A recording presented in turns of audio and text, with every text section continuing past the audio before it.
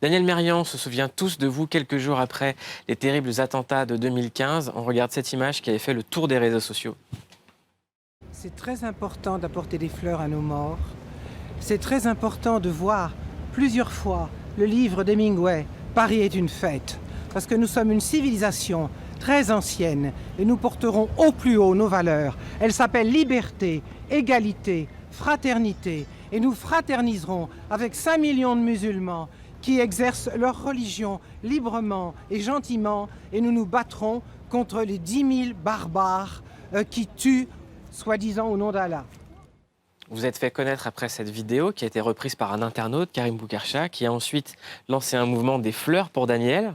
Et en fait, Daniel Mérian, vous êtes présidente de l'association SOS Africaine en danger, qui lutte contre l'excision, on le rappelle. 200 millions de femmes sont victimes de mutilations dans le monde, selon l'OMS. Vous avez tenu à venir prendre la parole après ce confinement. Vous m'avez envoyé un email pendant qu'on était tous confinés en me disant « Je veux venir chez Click ». La dernière fois que vous étiez venu, je vous ai dit « La porte sera toujours ouverte pour vous ». Donc on tient parole. Quel est le message que vous voulez faire passer ? J'en ai usé. Alors, je vous remercie beaucoup de me recevoir pour SOS Africaine en danger. C'est une association qui a été créée par de jeunes migrantes qui ont fui l'excision et le mariage forcé. J'ai une immense admiration pour ces femmes parce que ce sont des battantes. Elles ont osé fuir. Elles savaient que si elles étaient rattrapées, c'était la mort immédiate de la main du père ou de la main du mari, puisque le crime d'honneur se porte à merveille en Afrique de l'Ouest. Et ces femmes, elles militent pour qu'une petite fille qui vient au monde ne soit pas mutilée, pour qu'elle puisse aller à l'école, pour qu'elle puisse choisir son métier, pour qu'elle puisse choisir son compagnon, pour qu'elle se marie ou ne se marie pas, pour qu'elle elle exerce la vie sexuelle qu'elle souhaite. J'ai des homosexuels dans mon association. Bref, elles viennent dire aux officiers de protection où je les accompagne à l'OFPRA, elles viennent dire « Nous voulons toutes les libertés dont jouissent les femmes en France. » Et je peux vous dire que pour elles, qui sont vraiment en grand souci, c'est vive la France tous les jours, puisqu'elles ont trouvé la liberté chez nous. Parce que quand elles fuient parfois, c'est parce qu'elles n'en peuvent plus de leur torture.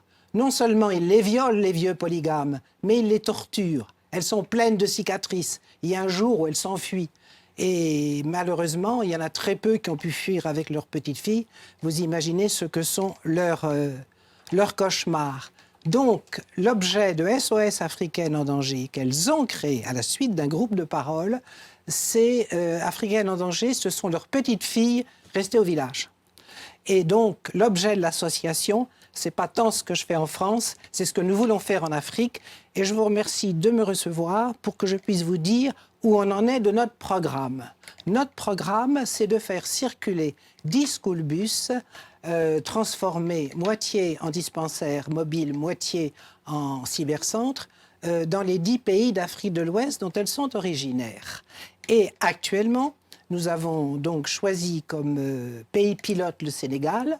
Nous avons un programme sur 3 ans et il nous manque 250 000 € pour boucler, finaliser ce projet. Donc c'est pour ça que je souhaite, à la fin de cette émission, pouvoir faire un appel aux dons, Alors bien là, évidemment. c'est très simple, la cagnotte s'affiche dans la télévision, vous allez voir, c'est incroyable, c'est la Ah, mais magie. c'est formidable. Bah oui, c'est formidable, c'est la magie, c'est comme ça. Alors, dans ce cas-là, j'en parle tout de suite. Alors, je vais dire que non seulement, d'abord, je suis très reconnaissante depuis 2 ans à tous mes donateurs sur GoFundMe/Daniel Mérian qui m'ont envoyé des dons, toute cette société civile qui m'envoie des petits dons, qui me fait des petits mots en me disant « on espère que vous allez y arriver ». Enfin, c'est émouvant.